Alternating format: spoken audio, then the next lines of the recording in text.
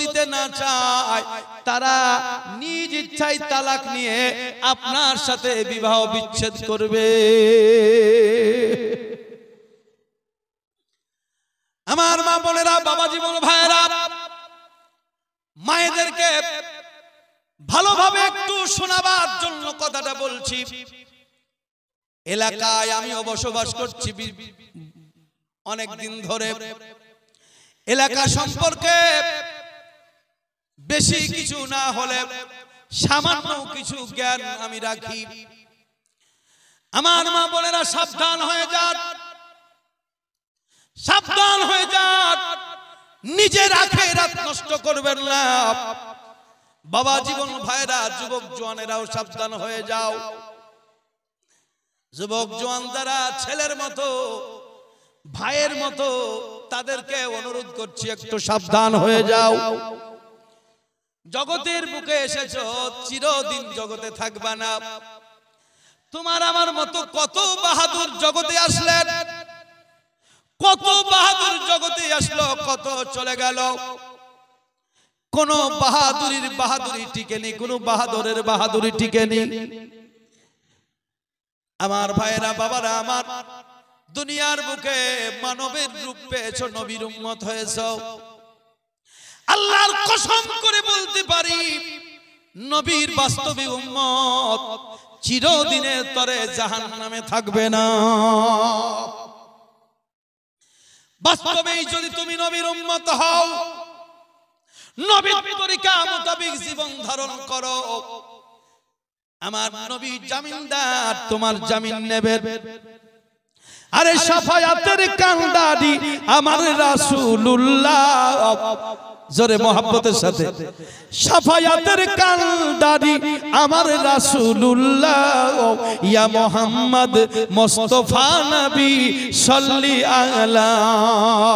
কেউ বলে নবীজি সোনার পুতুল, কেউ বলে নবীজি গোলাপ ফুল, কেউ বলে নবীজি সোনার পুতুল, কেউ বলে নবীজি গোলাপ ফুল। আরে নয় সে গোলাপ, নয় সে পুতুল, নূরুল্লাহ ইয়া মুহাম্মদ মুস্তাফা নবী সাল্লি আলা।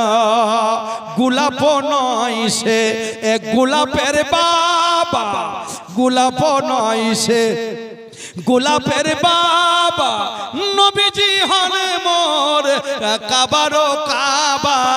আরে যার শোকেতে কাবা হয়েছে কালা, যার শোকেতে কাবা হয়েছে কালা, ইয়া মুহাম্মদ মুস্তাফা নবী সাল্লি আলা, ইয়া মুহাম্মদ মুস্তাফা নবী সাল্লি আলা। আল্লাহর কসম করে আমি বলতে পারি, নবীর উম্মত, বাস্তবে যে উম্মত চিরদিনের তরে জাহান্নামে থাকবে না। আমার মাবুদ যেদিন বলবি, বন্ধুরে আর কাঁদিও না, আর কাঁদিও না, যা চাইবা তাই দিয়ে দিলাম। হাসরের ময়দান যেদিন কায়েম হয়ে যাবে, মাবুদ কাজী হবে, রাহমাতুল লিল আলামিনকে আল্লাহ আসন দেবেন। মাকামে মাহমুদ আলিল্লাযী ওয়াত্তাব ওয়ারযুকনা শাফাতাহু ইয়াউমাল কিয়ামা ইন্নাকা লা তুখলিফুল মিয়াদ। নবীজি মাকামে মাহমুদে মাবুদের দরবারে সিজদায় কেঁদে কেঁদে বলবেন, মাবুদ গো, আমি এই আখিরাতের দিনে, এই হাসরের ময়দানে কিছু চাই না, কিছু চাই না, আমার গুনাহগার উম্মতিকে মাফ করে দাও। আল্লাহ বলবে, বন্ধুরে, হাবিব আমার, মাফ করে দিলাম। আল্লাহ কোরআন মাজিদের মধ্যে বলেছেন, বন্ধু, যতক্ষণ না তুমি আমার উপরে রাজি হবা, আমি আল্লাহ তোমাকে দিয়ে যাব। রাসূল বলেছেন, আমার একটা উম্মত জাহান্নামের মধ্যে যদি থাকে, উম্মতটাকে বের না করে আমি রাসূল আল্লাহ তোমার উপরে রাজি হব না। আমার যুবক জওয়ান ভাইরা, যুবতী বোনেরা, যুবতী ছেলেমেয়েরা, নিজের ছেলের মতো যারা, সবার কাছে আমি অনুরোধ রাখবো, ইসলাম ধর্ম পেয়েছো, মুসলমান ঘরে জন্ম নিয়েছো, মানুষের রূপ নিয়েছো, মানুষের রূপে কবরে যাইও, আর মানুষের রূপে হাসর হয়। এই দোয়া করিও, সুন্দর আমল করো, ঈমান মজবুত করো, কবরে চলে যাও, কবরে কোনো চিন্তা নাই। দুনিয়ার কোনো মানুষ যদি তোমার কবরে না যায়, উম্মতের জন্য দয়াল নবী প্রতিটা উম্মতের কবরে হাজির থাকবে,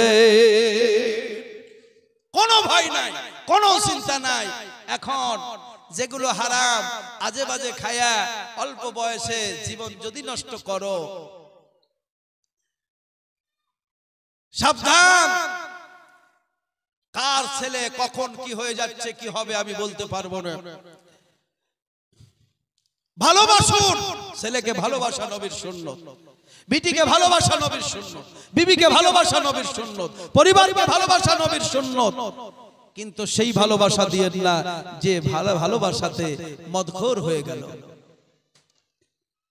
সিদ্দিখোর হয়ে গেল, গাঁজাখোর হয়ে গেল। তারপরে কি একটা এখন এসেছে, কিছুদিন আটা খাচ্ছিল, এখন হিরণ না কি বলছে, হিরণখোর। সংসার ধ্বংস, জীবন ধ্বংস, পরিবার ধ্বংস, সমাজ ধ্বংস। যুবক জওয়ান ভাইরা, ছেলের মতো যারা, অনুরোধ করব, এই জীবনটা পেয়েছো, একে একটু উপভোগ করো।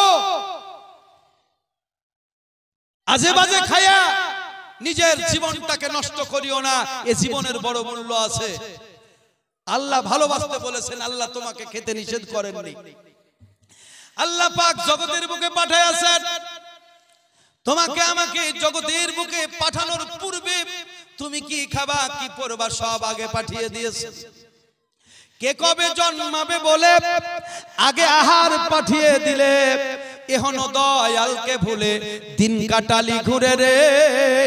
আমার মন কেন মম জেনা রে আল্লাহর জিকিরে, জারি সারাই দিবারাতি চাঁদ সূরজে দিচ্ছে জ্যোতি, বহে বাতাস পাতি পাতি মেঘেতে বৃষ্টি ঝরে। আমার মন কেন মম জেনা রে আল্লাহর জিকিরে। আজে বাজে খেয়ে তাড়াতাড়ি যাওয়ার চেষ্টা করিও না, সময় হলে ঠিক চলে যাবা। দুনিয়ার কেউ থাকেনি, কেউ থাকবে না। দিল দুনিয়ার বাদশা দয়াল নবী মুহাম্মদুর রাসূলুল্লাহ সাল্লাল্লাহু আলাইহি সাল্লামের দরওয়াজাতে আমার আল্লাহ পাক মালাকুল মউতকে পাঠিয়ে দিয়েছেন। যিনি দিল দুনিয়ার বাদশা আল্লাহর হাবিব, তিনাকেও আল্লাহ পাক জগতের বুকে রাখেন নাই। আমার আল্লাহ পাক কোন একদিন নবীজিকে ডাক দিয়ে বললেন, বন্ধু বন্ধু গো, আমি মওতের স্বাদ তৈরি করেছি প্রাণী জগতের জন্য, প্রতিটা নফসের জন্য আমি মওতের স্বাদ রেখেছি। আমার বন্ধু তোমার জন্য রেখেছি, কিন্তু বন্ধুর জন্য একটু আলাদা ভিন্ন। বলে কি? আমার বন্ধু তুমি ইচ্ছা করলে মওতের স্বাদ গ্রহণ করতে পারো এবং নাও করতে পারো। বন্ধুরে, আমার তরফ থেকে আমি তোমাকে অফার দিয়ে দিলাম। আমার নবী, আপনার নবী ডাক দিয়ে বললেন, মাবুদ দুনিয়ার মুখে তুমি আমাকে যে কাজের জন্য পাঠিয়েছিলে, আয় আল্লাহ পাক আমার সে কাজ কি সম্পূর্ণ হয়ে গেছে? আমার দায়িত্ব কি সম্পূর্ণ হয়ে গেছে? আমার আল্লাহ পাক ডেকে বললেন, বন্ধু তোমার দায়িত্ব সম্পূর্ণ হয়ে গেছে। আল্লাহ পাকের দরবারে দয়াল নবী বললেন, মাবুদ গো, আমার কাজ যখন সম্পূর্ণ হয়ে গেছে, আমি আর এই পৃথিবীর জমিনে থাকতে চাই না। তোমার বন্ধু তোমার দেওয়া মওত গ্রহণ করতে চাই। মওতের স্বাদ গ্রহণ করা আল্লাহর হাবিবের সুন্নাত, দয়াল নবীর সুন্নাত। যে নবীকে আপনি ভালোবেসেছেন, সেই নবীর কাছে আপনি মরার পরে যাবেন, মুক্তি পাবেন। ভাইরা আমার, বাবারা আমার, মা বোনেরা আমার, অনেক কথা আছে। আল্লাহর হাবিবের দরওয়াজাতে মালাকুল মউত এসে হাজির হয়ে গেছেন। আল্লাহর নবীকে সালাম দিলেন। সালাম দেওয়ার পরে দয়াল নবীকে যেন ডাক দিয়ে বলছেন, হুজুর আমি কি ভিতরে আসতে পারি? খাতুনে জান্নাত বললেন, কে মুসাফির তুমি বাবা? ভিতরে আসার অনুমতি নাই, আমার বাবার সঙ্গে কথা বলা যাবে না, তুমি চলে যাও। মালাকুল মউত চলে গেলেন। কিতাবের মধ্যে লেখা আছে আবার দ্বিতীয় দিন মালাকুল মউত সেই টাইমে এসে হাজির হয়েছে। মালাকুল মউত আবার ডাক দিয়ে বলছেন, সালাম দিয়ে আমি কি আসতে পারি? খাতুনে জান্নাত বললেন, আসা যাবে না, মুসাফির চলে যাও, আব্বার সঙ্গে কথা বলা যাবে না, তুমি চলে যাও। মালাকুল মউত আবার চলে গেলেন। আবার 3 দিনের দিন মালাকুল মউত এসে হাজির হয়ে গেছেন। এবার যখন অনুমতি চাইছেন, আপনার আমার নবীজি ডাক দিয়ে বলেন, মা ও ফাতেমা, আজ 3 দিন ধরে তোমার বাবার দরওয়াজায় যে লোকটা তোমার বাবার কথা বলার জন্য ডাক দেয়, তুমি তাকে আসতে দাও না। এ মা, তার কি খবর তুমি জানো? বলে, না গো বাবা, জানি না। বলে, ঘর কোথায়, বাড়ি কোথায়? আল্লাহর নবী বলেছিলেন, মা আজ 3 দিন ধরে তোমার 3 বাবার দরওয়াজায় যে ব্যক্তি এসে তোমার বাবার সঙ্গে কথা বলার অনুমতি চায়, এ দুনিয়ার কোনো মানুষের মধ্যে নাই। বাবা গো, তাহলে কে? আল্লাহর নবী বলেছিলেন, মা এ হলো ফেরেশতাদের মধ্যে ফেরেশতা, একজন ফেরেশতা, তার নাম হলো মালাকুল মউত ইসরাইল আলাইহিস সালাম। সবার কাছে যেমন যায়, আজকে তোমার বাবার দরওয়াজায় এসেছে। হে মা জননী, আজকে তুমি তাকে ফিরাইয়া দিও না, তোমার বাবাকে নিতে এসেছে। আমি দুনিয়ার বুক থেকে বিদায় হয়ে আখিরাতের দিকে পাড়ি দিতে চাই। খাতুনে জান্নাত চোখের পানি ছেড়ে দিয়ে কান্না করতে শুরু করলেন, বাবা গো, বাবা গো, পৃথিবীর জমিনে ফাতেমা নিজের জীবনের থেকেও তোমারে বেশি ভালোবাসে। এ বাবা, তুমি যদি দুনিয়ার মুখ থেকে বিদায় হয়ে চলে যাও, তোমার ফাতেমা মদিনার জমিনে একাই কেমন করে বাস করবে? এ বাবা জান, সবার বিদায় সহ্য করতে পারবো, তোমার বিদায়ের ব্যথা আমি ফাতেমা সহ্য করতে পারবো না। চোখের পানি ছেড়ে দিয়ে মা ফাতেমা যখন কান্না শুরু করেছেন, আপনার আমার নবীজি বললেন, মা কাঁদিও না, কাঁদিও না, তোমার কানটা আমার মুখের কাছে নিয়ে এসো। আল্লাহর নবীর বিটি মা ফাতেমা জাহরা রাদিয়াল্লাহু তাআলা আনহা দয়াল নবীজির মুখের কাছে যখন কান নিয়ে গেলেন, আল্লাহর নবী বলছেন, মা গো, আমার আল্লাহ পাক মওতের স্বাদ গ্রহণ করেছে, তাই প্রাণী জগৎকে মওতের স্বাদ গ্রহণ করতে হবে। এ মা, সেই মোতাবিক তোমার বাবা আমি এতিম নবী মুহাম্মদুর রাসূলুল্লাহ এই মওতের স্বাদ গ্রহণ করে পর জগতে পাড়ি দিতে চলেছি। ওগো মা, খুশির বিষয় একটু শোনো, যদিও দুঃখ কষ্ট হয়, সবে মাত্র 6 মাস এই মদিনার জমিনে তুমি একটু দুঃখ করবা। বাবার বিরহের জ্বালা সহ্য না করতে পারলেও 6 মাস তোমাকে একটু সহ্য করতে হবে। বলে, কেন গো বাবা, তারপরে কি হবে? আল্লাহর নবী বলেছিলেন, এ মা জননী ফাতেমা, এই 6 মাসের মধ্যে আমার আহলে বরকর মধ্যে কোনো ব্যক্তি ইন্তেকাল করবে না। আমার মা ফাতেমা, ও বিটি, আমার ইন্তেকালের দিন থেকে শুরু করে 6 মাস তুমি অপেক্ষা করবা। 6 মাসের দিন যে ব্যক্তি আমার দরওয়াজায় এসেছে, এই মালাকুল মউত তোমার দরওয়াজায় যাবে, তোমাকে বিদায় করে মদিনার জমিন খালি করে আখিরাতের জমিনে পাড়ি দিয়া আমার সঙ্গে মিশে মিলাইয়া দেবে। আমার বাবা জীবন ভাইয়েরা, আমার যুবক জওয়ান ভাইয়েরা, আমার সবার কাছে অনুরোধ থাকবে, মওতের স্বাদ দয়াল নবী চেখেছেন, দয়াল নবী জগৎ থেকে বিদায় হয়েছেন। যুবক জওয়ান ভাইয়েরা, এই সুন্দর জীবন পেয়েছো, আল্লাহ পাক পৃথিবীর জমিনে সুন্দর করে তোমাকে পাঠিয়েছে। চাঁদ অত সুন্দর নয় যত সুন্দর হলে তুমি, সূর্য অত সুন্দর নয় যত সুন্দর হলে তুমি, মক্কা অত সুন্দর নয়, মদিনা অত সুন্দর নয়। আমি বলবো, আল্লাহর জগতের মধ্যে আমার আল্লাহ পাক এই মানুষকে সব থেকে বেশি প্রাধান্য দিয়েছেন। কোরআন মাজিদ তার প্রমাণ, কোরআন মাজিদ তার দলিল। আল্লাহ পাক বলছেন, বিসমিল্লাহির রহমানির রহিম, ওয়াত-তিনি ওয়াজ-জাইতুন ওয়া তুরি সিনিনা ওয়া হাযাল বালাদিল আমিন লাকাদ খলাকনাল ইনসানা ফি আহসানি তাকবীম। মানুষ সব থেকে উত্তম রূপ পেয়েছো।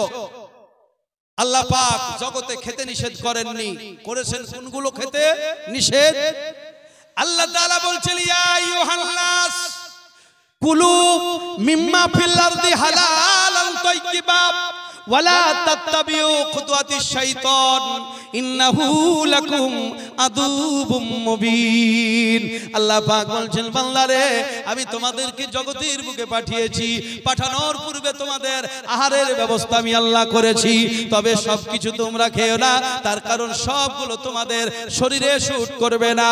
এ বান্দা যেগুলো শুট করবে আমি আল্লাহ পাক সেগুলো তোমাদের জন্য হালাল করেছি, তাইয়্যিবান পবিত্র করেছি, আর তোমরা সেগুলো খাবে। ওয়ালা তাত্তাবিউ খুতুওয়াতিশ শাইতান, আর জগতের বুকে শয়তান আজাজিল তোমাদের দুশমন, এর অনুসরণ ইত্তেবা করিও না। ইন্নাহু লাকুম আদুবুম মুবিন, কেননা এই শয়তান তোমাদের খোলা দুশমন। খেতে বারণ নাই। আল্লাহ পাক কত সুন্দর করে ফলমূল ফলগুলোকে তৈরি করে কত সুন্দর করে সাজিয়ে রেখেছেন এই মানুষের জন্য। আপনি একদিনও ভাবনা চিন্তা করেন নাই? আপনার আজে বাজে চুল্লু টুল্লু খাইয়া এখানে ওখানে পড়ে থাকতে মন চাইছে? দুঃখের বিষয়, বড় দুঃখ। হতভাগা কপাল পোড়া যারা, তারা এই চুল্লু টুল্লু খাইয়া এখানে ওখানে পড়ে থাকবে। ভাইরা আমার, বাবারা আমার, খুব সাবধান। হারাম খেয়ে হারাম বুকে নিয়ে পেটে নিয়ে কবরে যেও না।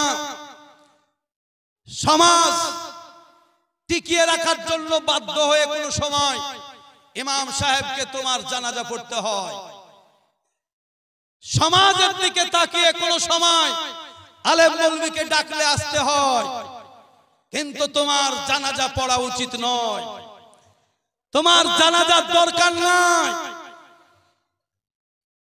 তুমি জুলুম করেছো নিজের নফসের উপরে জেনে শুনে।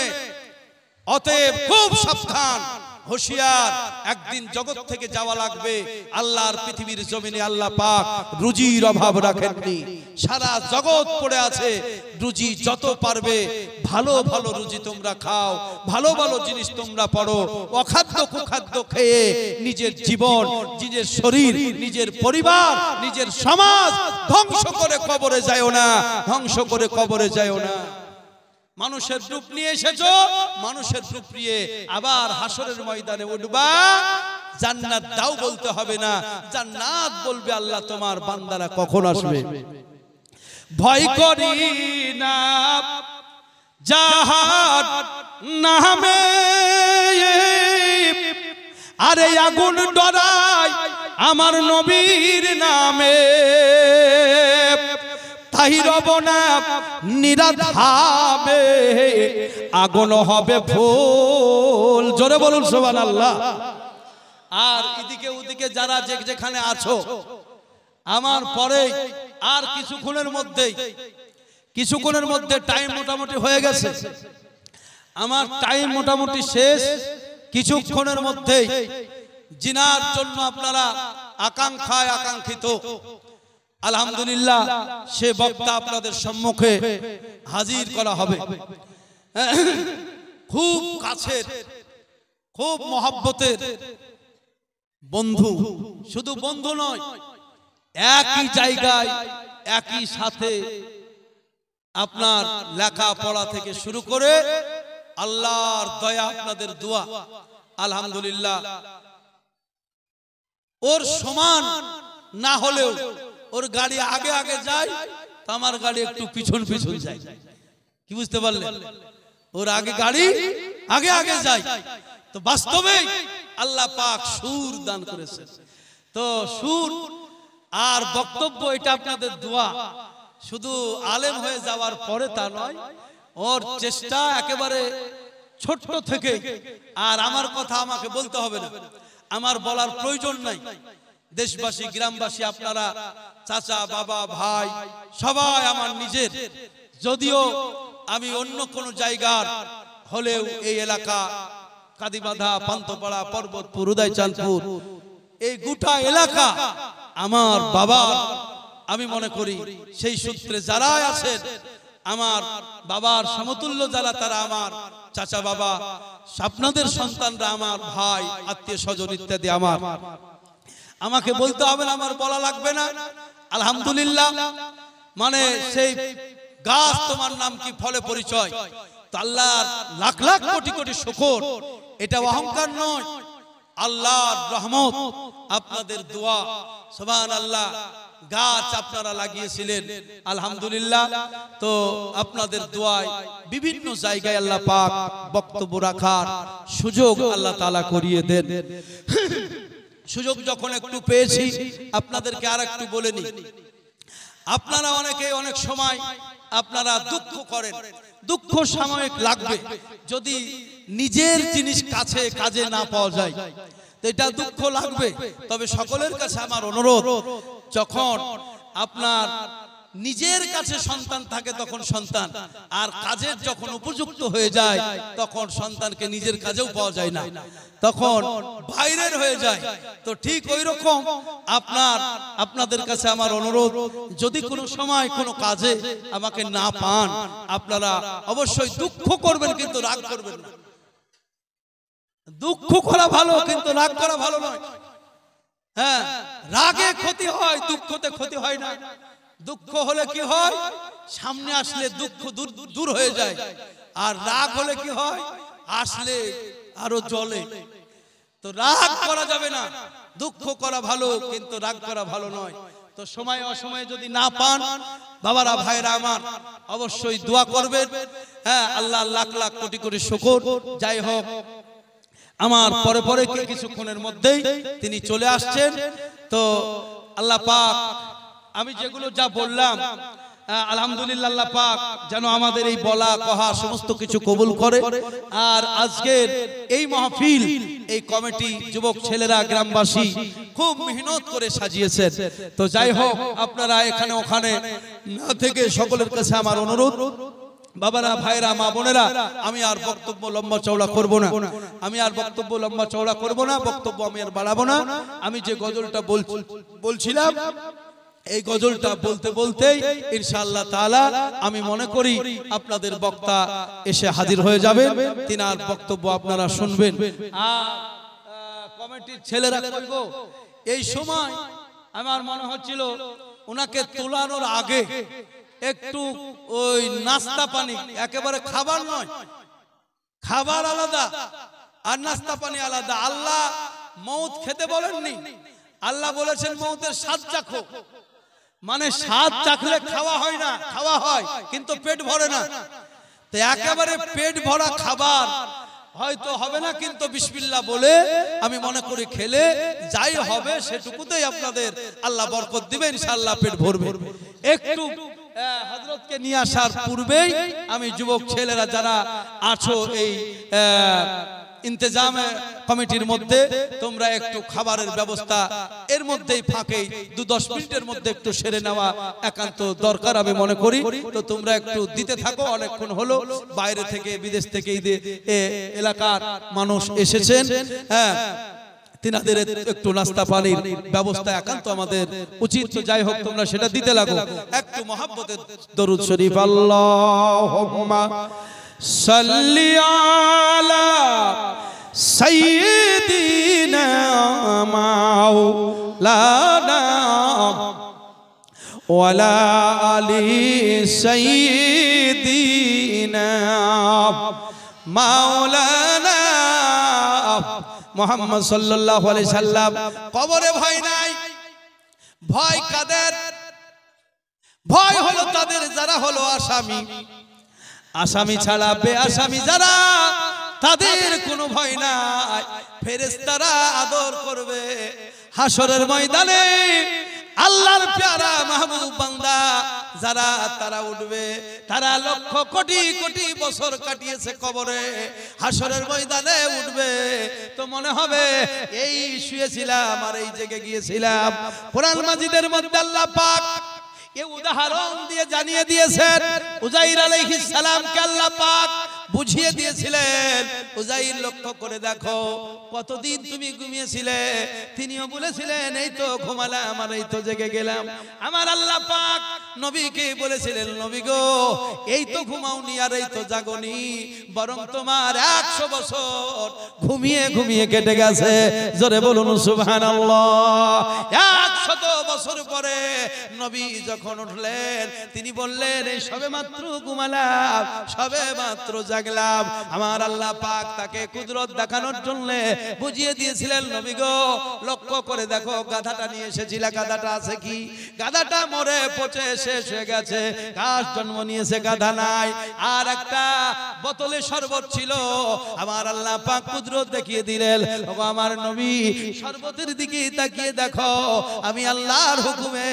শরবত এখনো তোমার পচে নাই জোরে বলুন সুবহানাল্লাহ ভাইরা আমার সত্যবার হক কথা কত কথা বলবো আল্লাহর পয়গম্বর হযরত ইব্রাহিম আলাইহিস সালাম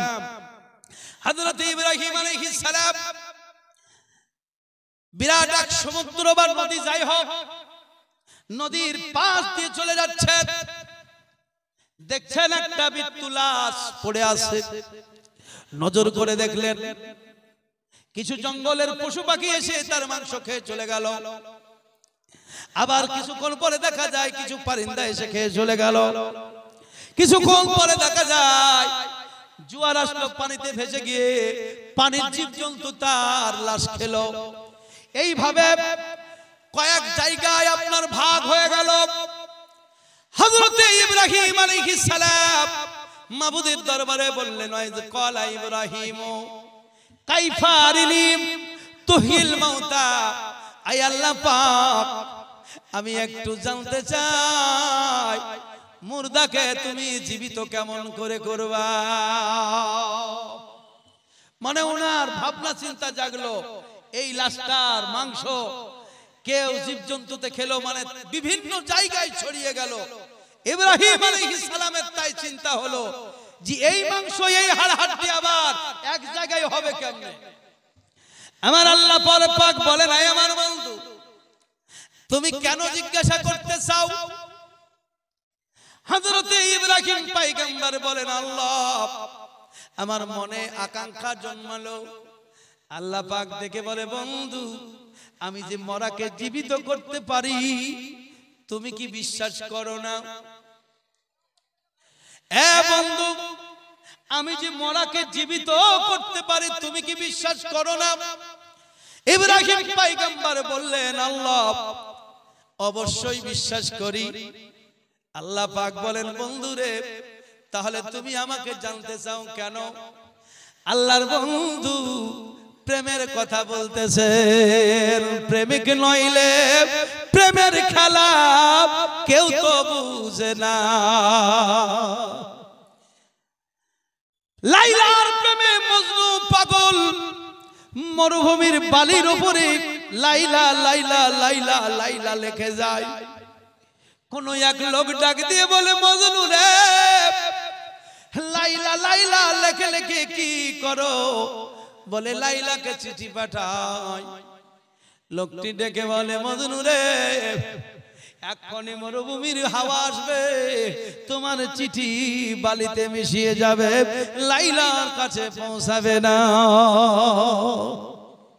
মজনু বলেছিল আল্লাহর বান্দা গো আমিও জানি এই লাইলার নামে চিঠি লিখতেছি এই চিঠি লাইলার বাড়ি পৌঁছাবে না তবে আমি লাইলার নাম জপে জপে জপে জপে তার নাম গলার মালা করেছি লাইলার নাম জপলে পরে আমার হৃদয়ের জ্বালা মিটে যায় দুনিয়ার বুকে মজনু লাইলার প্রেমে পাগল লাইলা মজনুর প্রেমে পাগল হইয়া জগতের অন্য কিছু দেখেনি আমার বাবা জীবন ভাইরা আশিকি রাসূল দিওয়ানায়ে মুস্তাফা যারা নবীর প্রেমে পাগল হয়েছে যারা তারা নবী ছাড়া অন্য কিছু দেখেনি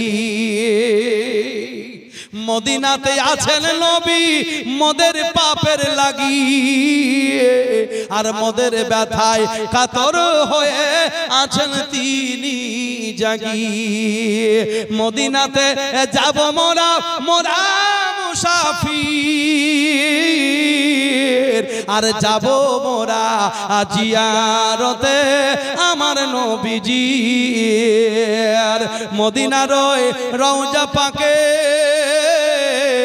আমার দয়াল নবীর আর সারা শহর নূর নবীজির খুশবু সদা বয় সেখানেতে গেলে আমার মন হবে স্থির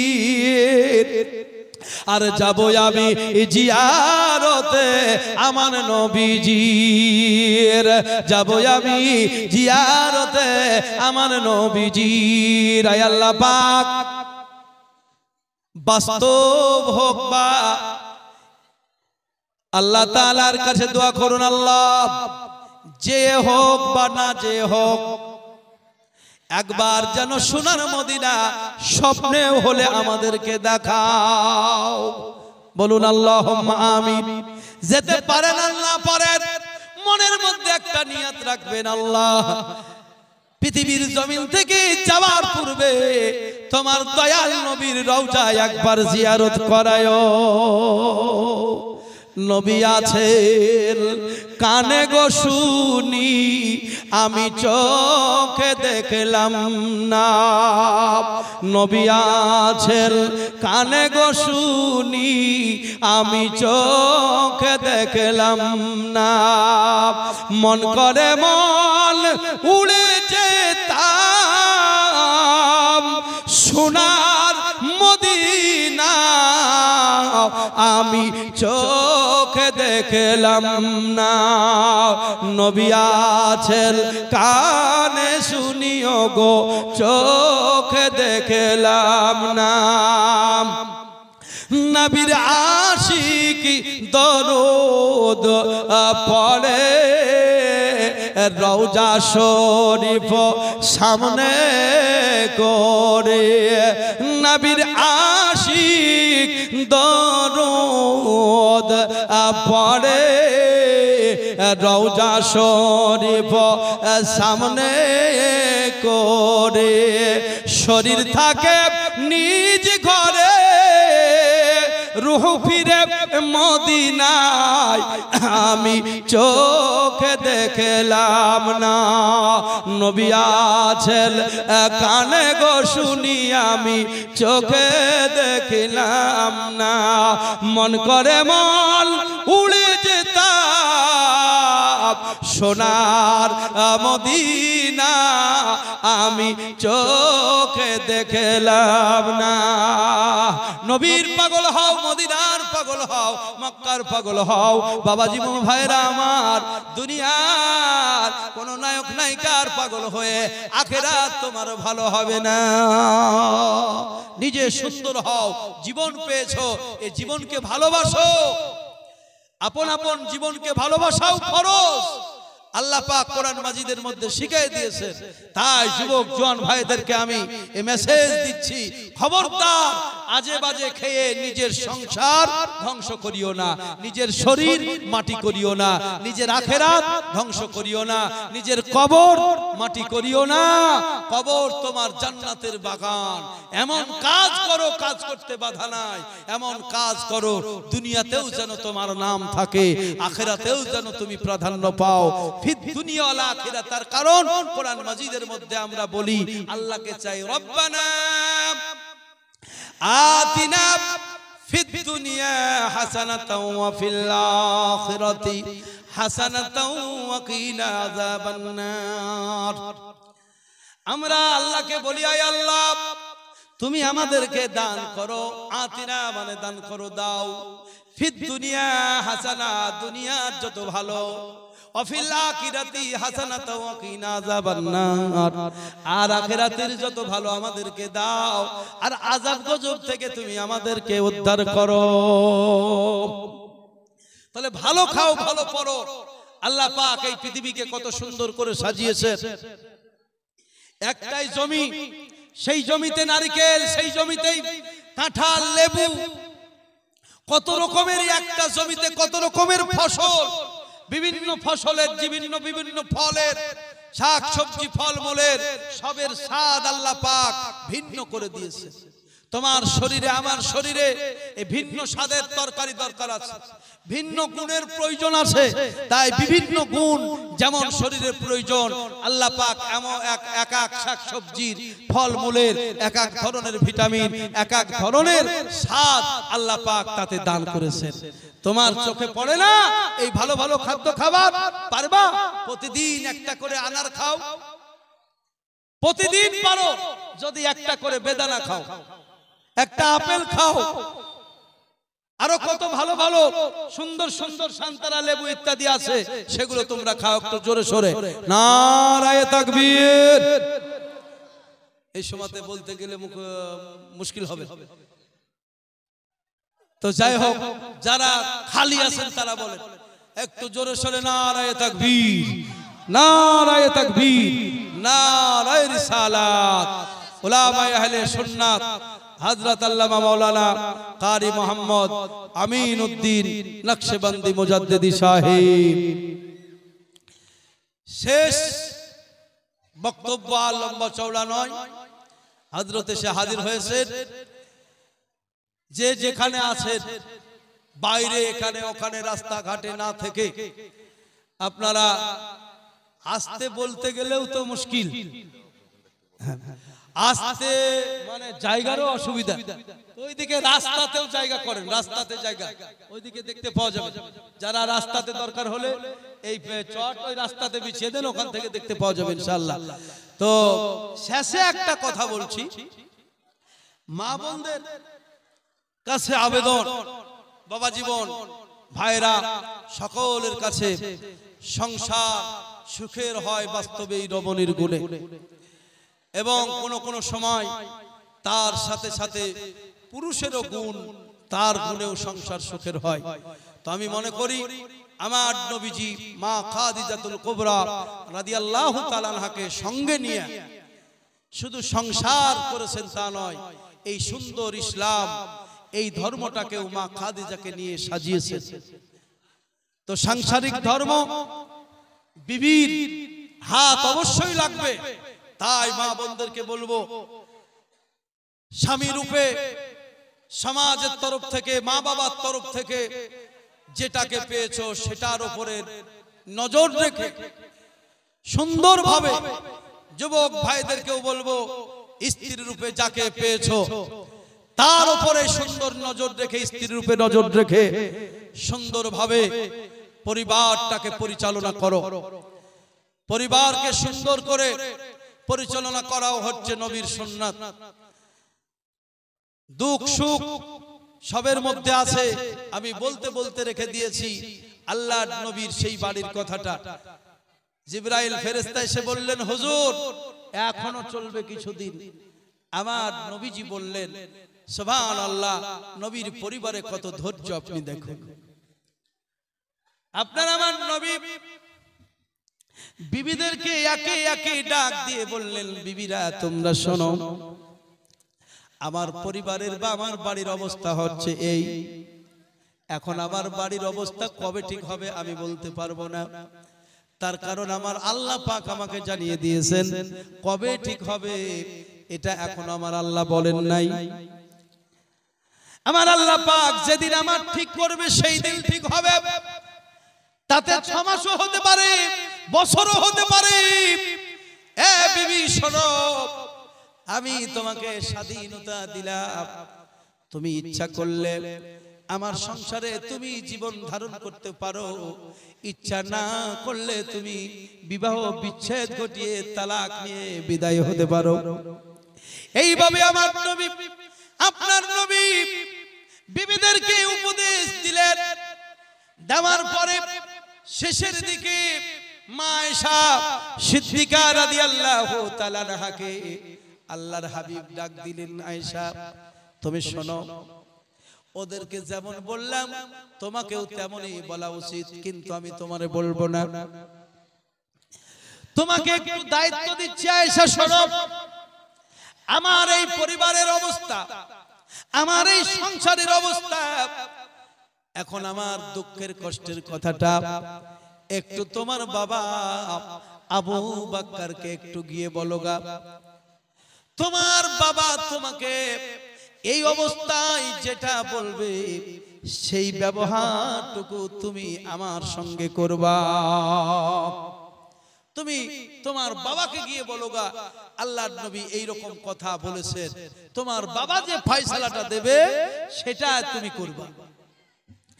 আমার মায়েরা লক্ষ্য করে দেখুন, মা আয়েশা সিদ্দিকা রাদিয়াল্লাহু তাআলা আনহা আল্লাহর হাবিবকে কি জবাব দিয়েছিলেন?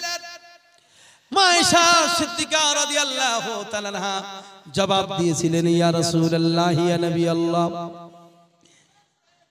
জীবন সঙ্গী হিসাবে যখন আপনি আমারে সঙ্গিনী বানায়াছেন গো নবী, এই সংসারের দুঃখ যেমন আপনার, এই সংসারের দুঃখটা তেমনি হলো আমার। এই সংসারের সুখ যেমন আপনার, এই সংসারের সুখের সাথেও ভাগ হলো আমার। ওগো আল্লাহর নবী, সুখের সময় আমি আপনার সাথে থাকবো, আর দুঃখের সময় দুঃখের কথাগুলো বাবাকে বলবো গিয়া। ওগো নবীজি, আমি আপনাকে ছোট করতে পারবো না। ওগো নবীজি, আপনার কদমের তলায় জায়গা পেয়েছি, এই কদমের তলায় জীবন দান দিতে পারি। ওগো নবী, আপনি সেই দোয়া করুন, আমার এই পরিবারের, আমার সংসারের কথা আমার বাবা আবু কুহাফার বেটা আবু বকরকে বলতে পারবো না। আমার ভাইয়েরা, বাবারা, আমার মা বোনেরা, আল্লাহর কোরআন বলেছে যা নবীর পরিবার হলেন কোরআনের তাফসীর, নবী হলেন কোরআনের তাফসীর, মা আয়েশা হলেন কোরআনের তাফসীর, মা খাদিজা হলেন কোরআনের তাফসীর, নবীর সাহাবীরা হলেন কোরআনের তাফসীর। ইনাদের জীবনগুলা জানা মানে কোরআন বোঝা। যারা বলে কোরআন কোরআন কোরআন, আমি বলবো আহলে বায়াত, নবীর বংশধর, নবীজি এবং নবীজির আওলাদ, নবীজির সাহাবীরা, ওলিয়া উলিয়া গাউস কুতুবকে বাদ দিয়া কোনদিন আল্লাহর কোরআন বোঝা যাবে না। কোরআন বুঝতে হলে নবীর জীবন বুঝতে হবে, সাহাবীদের জীবন বুঝতে হবে, ওলিয়া উলিয়ার জীবন বুঝতে হবে, সে তবেই আপনি কোরআন বুঝতে পারবেন। মা আয়েশাকে জিজ্ঞাসা করা হয়েছিল, আয়েশা, আবু বকর সিদ্দিক বলেছিলেন, আয়েশা, আল্লাহর নবীর চরিত্র কাকে বলে তুমি বলো। মা আয়েশা বলেছিলেন, ওগো আমার আব্বা জান, আল্লাহর হাবিবের চরিত্রের নাম হলো আল্লাহর পবিত্র কোরআন। কোরআন আসল কোরআন, কোরআন মাজিদ, নকল বলবো না। 30 পারা কোরআন আল্লাহর কোরআন। এই কোরআনের সাথে নবীর সম্পর্ক, নবী হলেন বাস্তবে আল্লাহর পবিত্র কোরআন। যারা কোরআন বুঝতে পারো না, নবীর জীবন বোঝার চেষ্টা করো। আর যারা নবীর জীবন বুঝতে পারো না, সাহাবীদের জীবন বোঝো, ওলিয়া উলিয়ার জীবন বোঝো, নবীর জীবন তুমি বুঝতে পারবা।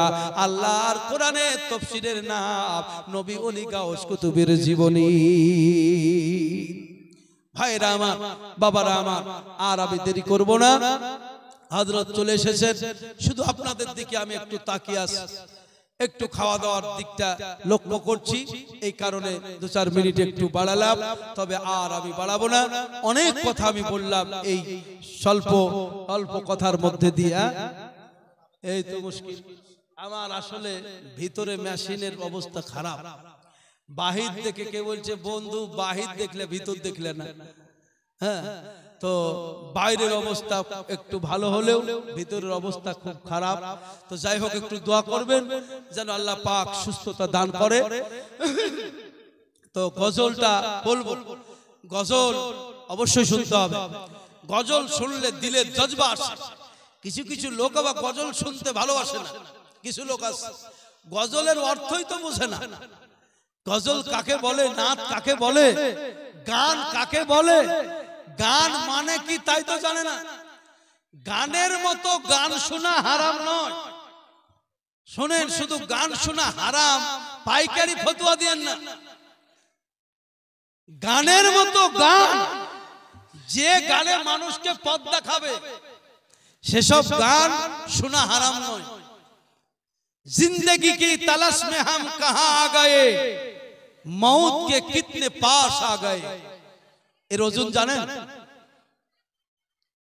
এর ওজন বোঝেন? এ দুনিয়া এ মাহফিল মেরে কিসি কাম কে নেহি। মোহাম্মদ রফি গেয়ে গেছে। গান মানে আসলে জ্ঞান, জ্ঞানী লোকের জন্য গান। এখন সম্মুখ চললো, তারপরে আরো কি কি আছে, এ সব গান লয়। গান গানের মতো হতে হবে, গানে জ্ঞান থাকতে হবে। সেই জ্ঞান তো ইনসান বানেগা না, হিন্দু বানেগা না মুসলমান বানেগা। একটা গান শুনেছিলাম, तो हिंदू बनेगा ना मुसलमान बनेगा, इंसान के बच्चा है तो इंसान बनेगा। এর ওজন করতে পারবা? এ কথার কত দাম। সুন্দর ফুল, সুন্দর ফল, মিঠা নদীর পানি, খোদা তোমার মেহেরবানি। বাবারা, বুঝ শক্তি লাগবে। দেখা হারাম কেন? ছুয়া হারাম কেন? যাওয়া হারাম কেন? এগুলো যতক্ষণ পর্যন্ত না বুঝতে পারবা ততক্ষণ পর্যন্ত তুমি সঠিকভাবে জীবন যাপন করতে পারবা না। তাই বলবো, গজল, নাত, কালাম, সুবহানাল্লাহ, গোটা কোরআন শরীফটাই তো আল্লাহর কালাম, নাত, কবিতা। কবিতা আকারে আল্লাহ কোরআন দিয়েছে, কবিতা আকারে। কোরআন শরীফের মধ্যে যতটা সুর আছে, পৃথিবীর অন্য কোন কাব্যের মধ্যে, অন্য কোন কবির কবিতার মধ্যে সুর নাই।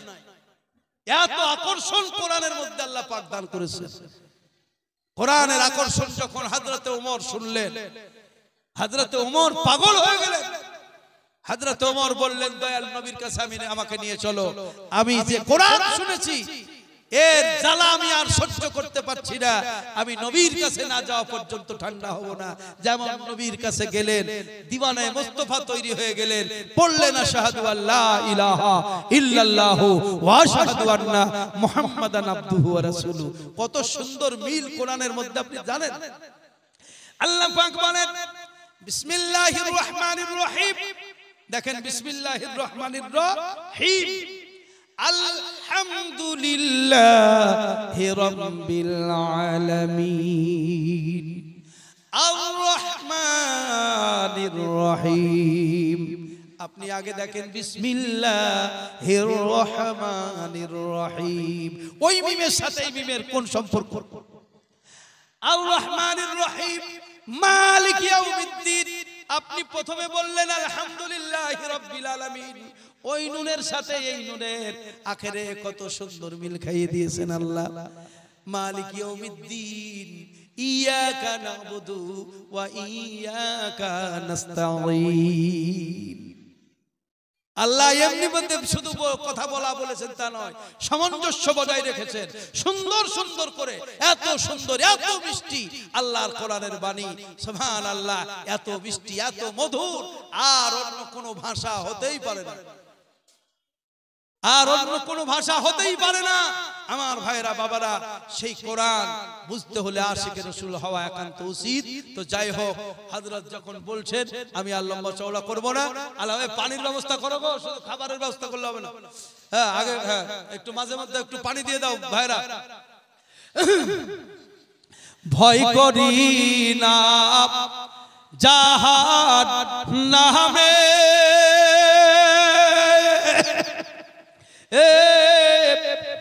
আরে আগুন ডরাই আমার নবীর নামে, তাই রব না নিরাত ধামে, আগুন হবে ফুল খোদার নূরে তৈরি গো আমার মোহাম্মদ রাসূল। আল্লাহর নূরে তৈরি গো আমার মোহাম্মদ রাসূল। নবী আমার পাকা কান্ডারি,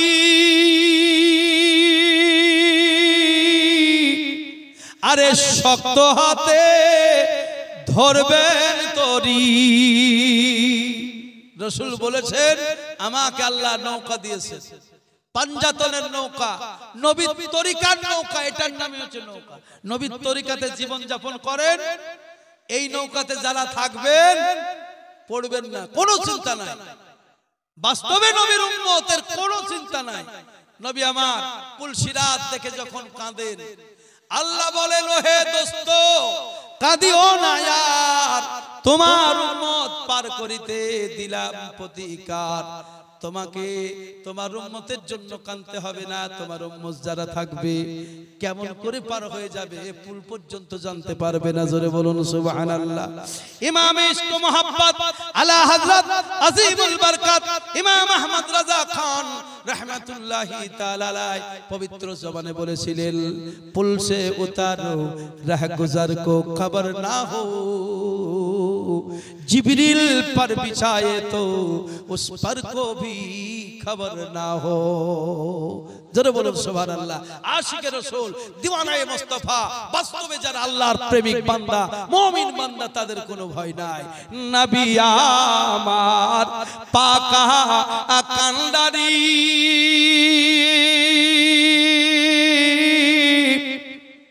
আরে শক্ত হাতে ধরবেন তরি, নবী আমার পাকা কান্ডারি